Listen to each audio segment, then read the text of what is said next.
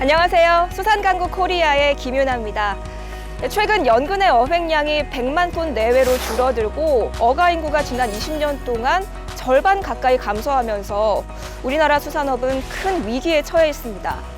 이런 어려운 시기에 무엇보다도 수산업의 현실을 제대로 파악하고 우리나라 현실에 맞도록 정책에 반영하는 게 필요한데요. 그래서 오늘 수산강국 코리아에서는 현장의 목소리에 귀를 기울이며 수산인들의 작은 심부름꾼이 되길 자처하신 분을 모셨습니다. 바로 서삼석 국회의원인데요.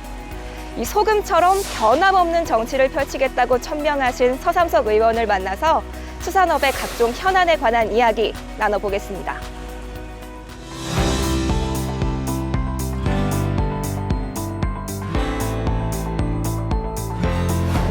의원님 안녕하세요. 예, 안녕하세요. 네, 반갑습니다. 아유, 반갑습니다.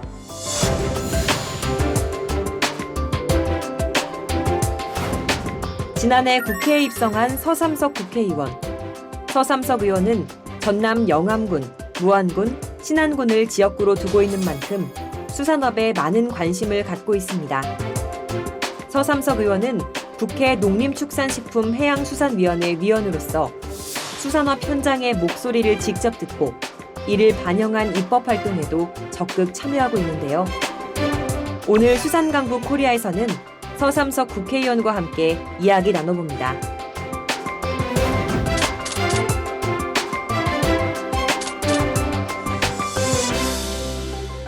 오늘 수산강국 코리아의 주인공은 소금 아저씨 서삼석 국회의원입니다.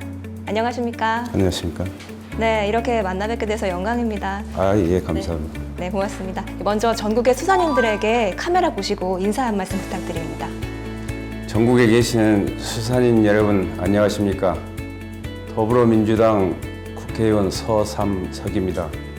요즘 들어서 세계적으로 경기도 어렵지만 바다를 어장으로 생계를 꾸려가고 있는 수산인 여러분들도 그 외에는 아니라고 생각합니다.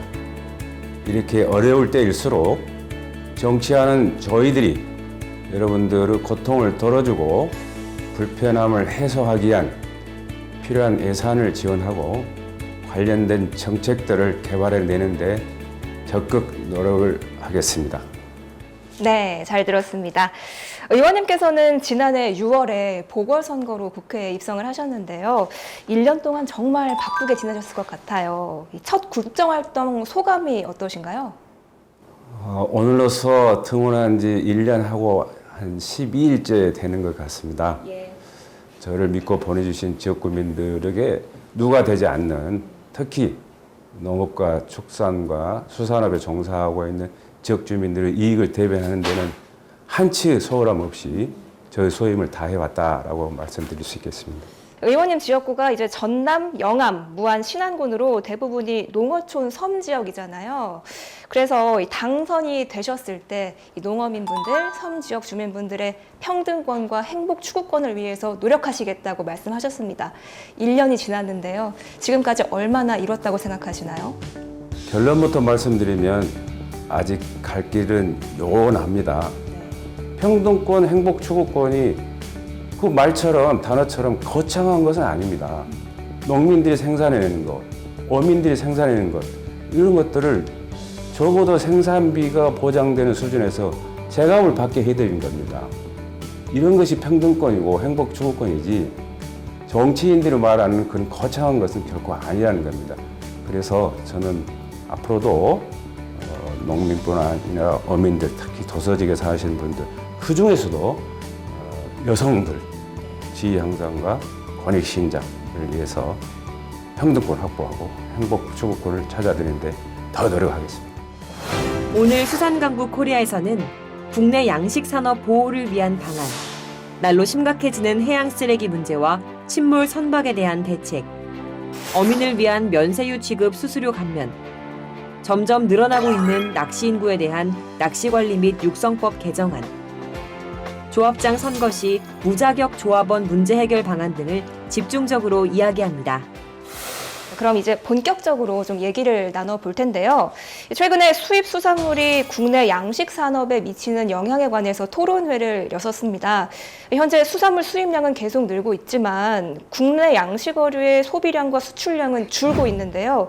국내 양식 산업을 보호하기 위해서 어떤 정책을 펼쳐야 할까요?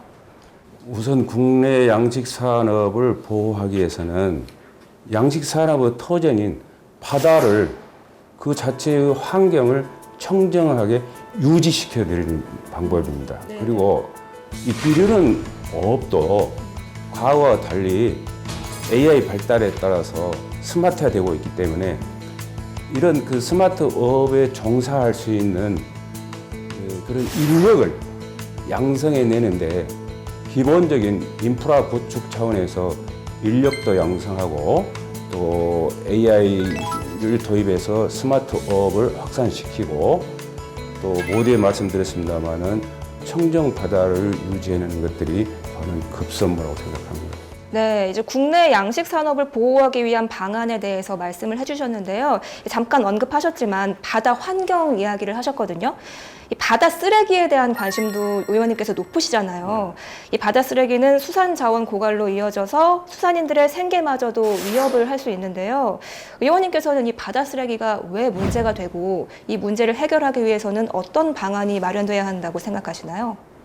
쓰레기라는 것은 잘 치우면 자원이 될 수도 있습니다. 그러나 방치하면 엄청난 환경적 재앙을 또 가져오는 게 쓰레기입니다.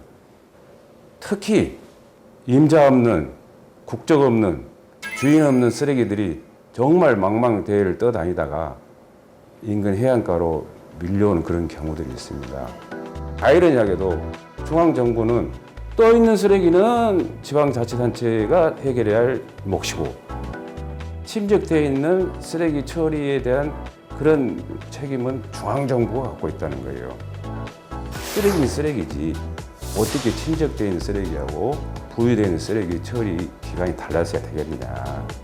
열악한 지방자치단체한테 책임 소재가 불분명한 쓰레기 처리 대책을 전가시키는 것은 결코 해양 환경을 오염시키는데 그걸 부추기는 것밖에 안 된다.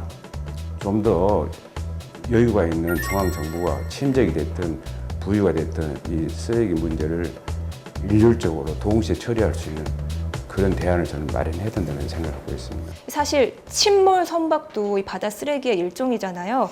의원님께서는 이 침몰 선박에 대한 구체적인 현황 정보 등이 부족해서 인접 지역 주민들의 생활에 큰 위협이 되고 있다고 말씀을 하셨습니다.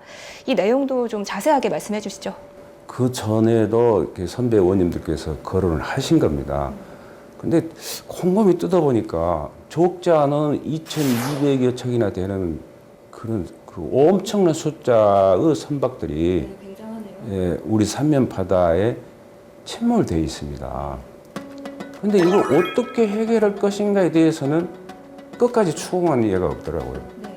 지금 2,200여 척이 넘는 선박 속에 얼마만큼의 기름이 남아있는지조차도 정확히 데이터가 되어 있는 게 없습니다. 또 설사 이거를 기술력을 동원해서 잔존율을 제거한다 하더라도 수중에서 이루어지는 고난도 기술이기 때문에 이걸 이렇게 추출해내는 과정에서 2차 피해가 발생할 염려가 그 소지가 다분합니다. 이런 거에 대한 장치도 마련되어 있지 않습니다.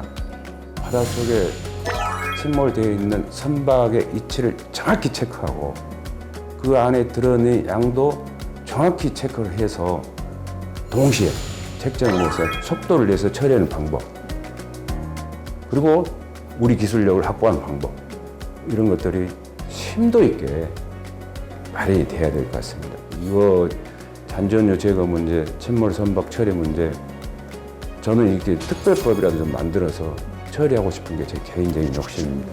네, 맞습니다. 그리고 최근에 낚시 인구가 또 꾸준히 늘고 있잖아요. 어업인들과 갈등이 심화되고 있는데요. 이 수산업계에서는 이 낚시에 대한 관리를 강화해야 한다는 입장을 계속해서 내비치고 있습니다. 이 낚시로 획득한 수산물의 판매를 금지해야 한다는 내용의 개정안도 발의를 하셨는데요. 이름이 낚시관리 및 육성법입니다. 자세하게 설명 좀 해주시죠. 낚시 인구 700만 그 중에서 이렇게 오선을 이용하는 인구가 400만을 넘고 있답니다. 첫째는 낚시객들의 안전을 좀 이렇게 확보해야 되겠다라는 게 핵심 중에 하나이고, 일부 이렇게 판매하는 그런 행위가 어업에 종사하는 사람들한테 영향을 미친다는 그런 그 결과들이 도출돼가지고 그걸 좀 이렇게 제한하자, 금지하자, 안전도 담보해 드릴 테니까 낚시는 그냥 취미 수준 정도에서 이렇게 즐겼으면 좋겠다 하는 것이 이 법의 그 기본적인 취지입니다.